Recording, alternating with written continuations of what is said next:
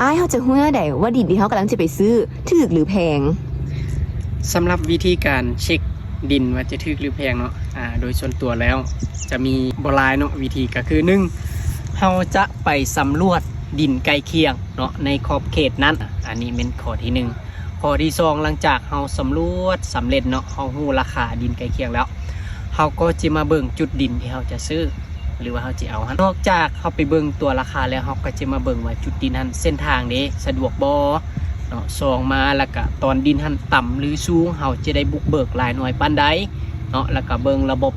ของระบายน้ำเบิ่งไฟฟ้าน้ำประปาแล้วก็มาเบิ่งจุดดินว่าดินเฮาหั่นนะจากทางใหญ่เข้ามาเลิกหรือบ่เส้นทางเด้คดโงงบ่สินะประมาณนี้เนาะซึ่งว่าการเปรียบเทียบราคามันจะอยู่จุดนี้ถ้าว่าดินบ่อนใดเนาะตัวอย่างเม็ด1,500สินะแต่ว่าเฮาสิได้มาบุกเบิกป่าออกแล้วก็อาจได้ถมแบบนี้นะแล้วอีกบ่อนนึงขายอยู่ 2,000 บางเทื่อจุดที่ 2,000 อาจจะเป็นราคาที่คุ้มกว่า